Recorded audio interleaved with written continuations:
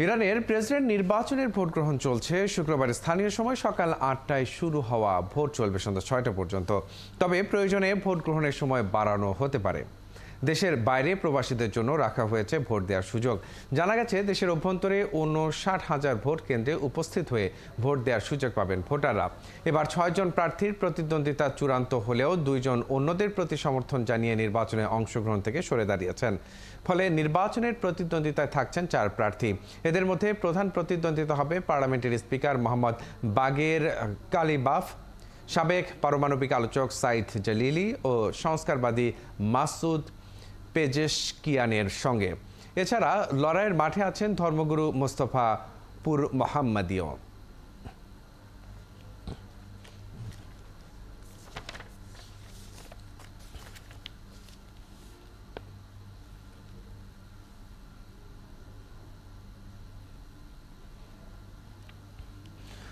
দর্শক, ইরানের নির্বাচনের বিষয়ে আমরা আরও জানব। ইরান থেকে এই মুহূর্তে যুক্ত হচ্ছেন রেডিও তেহরানের সিনিয়র সাংবাদিক গাজী আব্দুর রশিদ।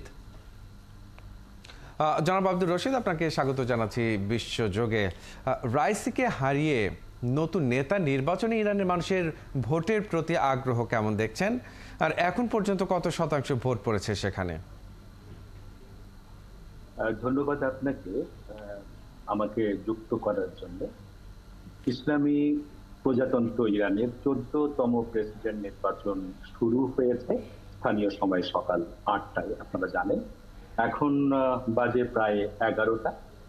তো শান্তিপূর্ণভাবে ভোট চলছে এবং বেশ আনন্দের সঙ্গেই হচ্ছে তেহরান সহ গোটা ইরান। তো আমরা দেখলাম যে ভোট গ্রহণ শুরুর প্রথম প্রহরে ইসলামী প্রজাতন্ত্র ইরানের সর্বোচ্চ নেতা আয়াতুল্লাহ উজমা খামেনেই তিনি ভোট দিয়েছেন এবং ভোট দেওয়ার পর তিনি ইরানের সর্বস্তরের মানুষকে স্বতঃস্ফূর্তভাবে আনন্দের সাথে ভোট দেওয়ার আহ্বান জানিয়েছেন। এবং সর্বোচ্চ নেতা আয়াতুল্লাহ উজমা খামেনি ভোট দেওয়ার পর বিদেশি সাংবাদিকদের সাথেও কথা বলেছেন।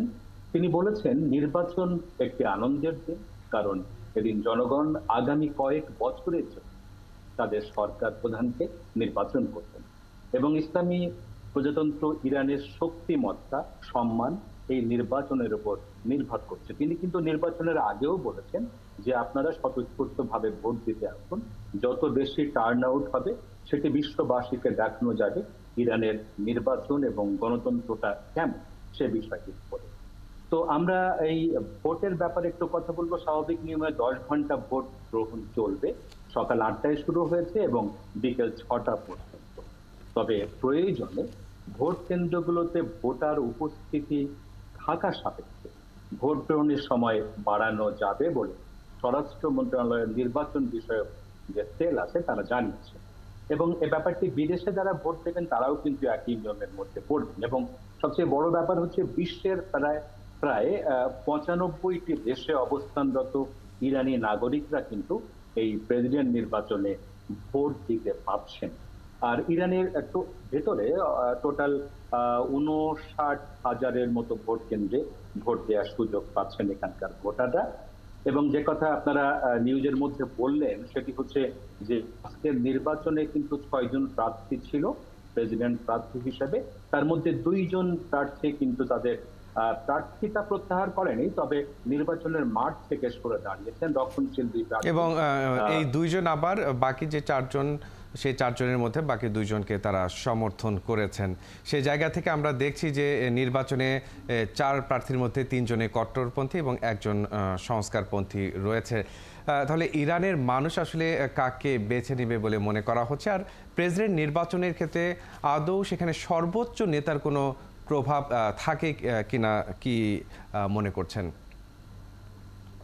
আপনি যে প্রথম প্রশ্নটি করলেন সেটি হচ্ছে এই যে ৪ জন প্রার্থী এখন মাঠে আছেন তাদের মধ্যে কাকে ইরানের জনগণ বেশি প্রেফার করছেন।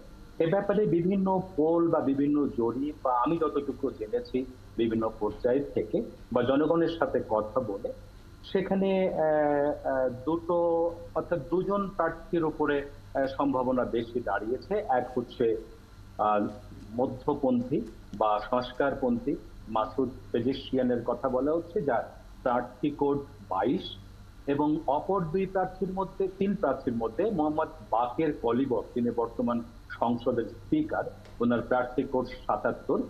ওনার সম্ভাবনায় এই দুজন প্রার্থীর সম্ভাবনার কথা বেশি বলা হচ্ছে। তবে সাইদ জালিলির কথাও কিন্তু অনেকে বলছে, ওনার প্রার্থী কোড ৪৪। ফলে রক্ষণশীলদের মধ্যে কিন্তু ৩ জন প্রার্থী রয়ে গেছেন এবং মধ্যপন্থী হিসাবে বা রিফর্মিস্ট হিসেবে মাসুদ পেজেশকিয়ানের ব্যাপারটি আছে। এখন এই মুহূর্তে বলা আসলে কিন্তু খুবই দুরূহ ব্যাপার। এবং এখানকার ব্যাপার, আজকের ওয়েদারটা খুবই ভালো, একেবারে রৌদ্র উজ্জ্বল একটা ব্যাপার। আর ইরানিরা কিন্তু খুব আনন্দ করতে পছন্দ করে, ভোট দিচ্ছেন, তারা খাওয়া দাওয়া করছেন, আনন্দ করছেন, রেস্ট নিচ্ছেন, বিভিন্ন ভোট কেন্দ্রে গিয়ে তারা ভোট দিচ্ছেন, ভোট দেখছেন। অর্থাৎ স্বতঃস্ফূর্তভাবে সেখানে ভোট গ্রহণ চলছে। নিশ্চয়ই সারাদিন ভোট গ্রহণ শেষে ভোট গণনাতে যে ফলাফল জানা যাবে, তাতে নিশ্চিত হবে যে আসলে কে হতে যাচ্ছেন পরবর্তী ইরানের সরকার প্রধান। নিশ্চয়ই আপনার সাথে যুক্ত হয়ে আমরা সে বিষয়ে আরও জানার চেষ্টা করব। দর্শক, যুক্ত হয়েছিলেন জনাব গাজী আব্দুর রশিদ, সাংবাদিক। তিনি রেডিও তেহরানের সিনিয়র সাংবাদিক হিসেবে কর্মরত রয়েছেন। চলে যাচ্ছে অন্যান্য প্রসঙ্গে।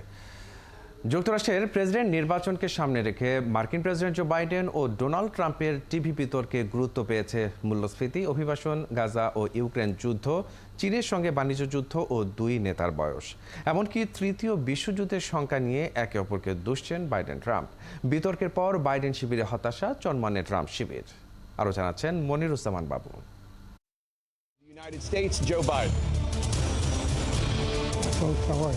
আগামী ৫ নভেম্বর যুক্তরাষ্ট্রের প্রেসিডেন্ট নির্বাচনকে সামনে রেখে ৪ বছর পর এই প্রথম যুক্তরাষ্ট্রের সাবেক প্রেসিডেন্ট ডোনাল্ড ট্রাম্পের সঙ্গে মুখোমুখি হন জো বাইডেন। সিএনএন আয়োজিত এই বিতর্কে মঞ্চে উঠে প্রথা অনুসারে করমর্দন করেননি বাইডেন ও ট্রাম্প। বিতর্কে দুই প্রার্থী একে অপরকে আক্রমণ করে বক্তব্য দেন। বিতর্কের শুরুতে আসে অর্থনীতি ইস্যু। এরপর একে একে গর্ভপাত অধিকার, কর, স্বাস্থ্যসেবা এবং আফগানিস্তান থেকে সেনা প্রত্যাহার নিয়ে বিতর্কে জড়ান বাইডেন ও ট্রাম্প। প্রসঙ্গক্রমে আসে করোনা ভাইরাসের সময় নেওয়া বিভিন্ন পদক্ষেপও। বাইডেন জানায় তার সময়কালে যুক্তরাষ্ট্রের অর্থনীতির ব্যাপক উন্নয়ন হয়েছে। যুক্তরাষ্ট্রের অর্থনীতির আমরা ব্যাপক উন্নয়ন করেছি। আগে দেশটিতে মুদ্রাস্ফীতির হার অনেক বেশি ছিল, বর্তমান প্রশাসন কমিয়ে আনতে সক্ষম হয়েছে। আবার করোনা মহামারীর সময়েও দেশের সার্বিক অর্থনীতিকে জোরালোভাবে ধরে রাখা হয়েছে, এজন্য তিনি প্রশংসার যোগ্য। অন্যদিকে ট্রাম্প জানায় মহামারীর আগে দেশের অর্থনৈতিক অবস্থা যুক্তরাষ্ট্রের ইতিহাসে উত্তম ছিল। তিনি দেশের অর্থনীতিকে এমনই জোরালো অবস্থানে নিয়ে গেছেন যাতে করে অর্থনৈতিক ধস না নামে। আমাদের সময় দেশের ইতিহাসের সবচেয়ে বড় অর্থনীতি ছিল। অন্যান্য দেশ আমাদের নকল করছিল। আমরা কোভিডের সাথেও যুদ্ধ করেছি। আমরা প্রয়োজনীয় অর্থ ব্যয় করেছি যাতে আমরা একটি মহামন্দার মধ্যে না পড়ি। বিতর্ক ট্রাম্প শেষ করেছেন এই বলে যে যুক্তরাষ্ট্রের মানুষ এখন সবচাইতে খারাপ সময়ে বাস করছে। অন্যদিকে বাইডেন তার শেষ বক্তব্যে যুক্তরাষ্ট্রের জন্য গুরুত্বপূর্ণ ইস্যু মূল্যস্ফীতি কমিয়ে আনার প্রতিশ্রুতি দেন এবং বলেন তিনি কর কমিয়ে আনতে চান। একই সাথে দাবি করেন ট্রাম্প কর বাড়িয়ে দেবেন। প্রায় ১.৫ ঘন্টার এই বিতর্কে ট্রাম্প ৪০ মিনিট ১২ সেকেন্ডের মতো কথা বলেছেন। অপরদিকে বাইডেন কথা বলেছেন ৩৫ মিনিট ৪১ সেকেন্ড। যদিও প্রশ্নের জবাব দেওয়ার ক্ষেত্রে দুই প্রার্থীরই সমান সুযোগ ছিল। মনিরুজ্জামান বাবু, ৭১। পাকিস্তানের সাবেক প্রধানমন্ত্রী ইমরান খান ও তার স্ত্রী বুশরা বিবির ইদ্যত মামলায় ৭ বছরের সাজা স্থগিতের আবেদন খারিজ করেছে রাজধানী ইসলামাবাদের জেলা ও দায়রা আদালত। অতিরিক্ত জেলা ও দায়রা জজ আফজাল মাজোকা এ রায় ঘোষণা করেন বলে জানায় পাকিস্তানের সংবাদ মাধ্যম দ্য ডন। সাধারণ নির্বাচনে কয়েকদিন আগে ৩ ফেব্রুয়ারিতে বুশরা বিবির সাবেক স্বামী ফারিদ মানিকার অভিযোগের ভিত্তিতে তাদেরকে দোষী সাব্যস্ত করা হয়েছিল। তিনি অভিযোগ করেছিলেন বুশরা বিবি ইদ্যতকালীন ইমরান খানের সঙ্গে বিয়ে বন্ধনে আবদ্ধ হন। সিনিয়র সিভিল জজ এ মামলায় ইমরান খান ও বুশরা বিবিকে ৭ বছরের কারাদণ্ড ও ৫ লাখ রুপি করে জরিমানার রায় দিয়েছিলেন।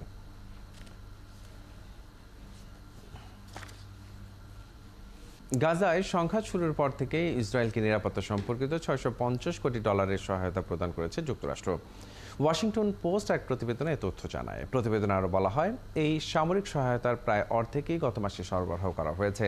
তবে ওয়াশিংটন অস্ত্র সরবরাহ করছে না বলে সম্প্রতি ক্ষোভ প্রকাশ করেছেন নেতানিয়াহু। চলতি সপ্তাহে ওয়াশিংটন ডিসিতে হোয়াইট হাউসের শীর্ষ কর্মকর্তা এবং ইসরায়েলের প্রতিরক্ষামন্ত্রী ইয়ফ গ্যালান্টের মধ্যে আলোচনার সময় এই সামরিক সহায়তার তথ্য উঠে আসে। লোহিত সাগরে একটি জাহাজ লক্ষ্য করে ক্ষেপণাস্ত্র ও ড্রোন হামলা চালিয়েছে ইয়েমেনের হুথি বিদ্রোহীরা। বৃহস্পতিবার এক বিবৃতিতে হামলার বিষয়টি জানায় হুথির সামরিক মুখপাত্র ইয়াহিয়া সারিয়া। তিনি বলেন, তারা ইসরায়েলের হাইফা বন্দরে একটি জাহাজকে লক্ষ্য করে বেশ কয়েকটি ক্ষেপণাস্ত্র হামলা চালিয়েছে। সারিয়া আরও বলেন, তারা ইরাকি ইসলামিক রেজিস্ট্যান্সের সঙ্গে মিলে এই যৌথ সামরিক অভিযান চালিয়েছে। গাজা যুদ্ধে ফিলিস্তিনিদের সঙ্গে সংহতি প্রকাশ করে ইসরায়েলের জলসীমায় জাহাজে হামলা চালিয়ে যাচ্ছে তারা।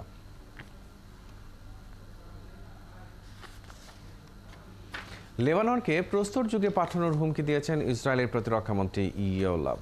বৃহস্পতিবার সাংবাদিকদের কথা বলেন তিনি। গ্যালান্ট বলেন, লেবাননের সঙ্গে যুদ্ধ চায় না ইসরায়েল, তবে কূটনৈতিক প্রক্রিয়া ব্যর্থ হলে লেবাননকে লণ্ডভণ্ড করার মতো সক্ষমতা রাখে তারা। তিনি আরও বলেন, এই যুদ্ধের কারণে তারা তাদের প্রতিবেশী দেশের সঙ্গে সম্পর্ক খারাপ চান না, তবে যুদ্ধ বেঁধে গেলে লেবাননকে ধ্বংস করতে সক্ষম ইসরায়েলি সেনারা। বর্তমানে 3 দিনের সফরে ওয়াশিংটনে গিয়েছেন ইয়োলাভ গ্যালান্ট।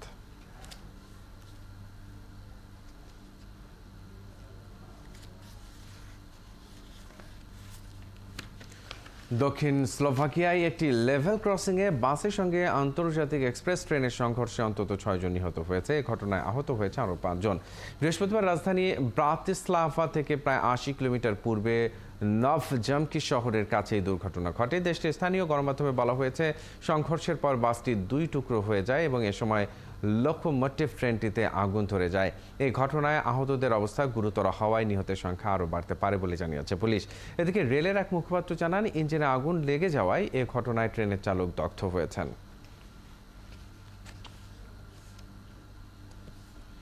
এতক্ষণ সঙ্গে থাকার জন্য ধন্যবাদ। কাল একই সময়ে আবারও হাজির হবে বিশ্বযোগ। সরাসরি সংবাদ ও অনুষ্ঠান দেখতে থাকুন 71 ফেসবুক পেজে এবং সাবস্ক্রাইব করুন 71 ইউটিউব চ্যানেল। 71-এর সঙ্গে।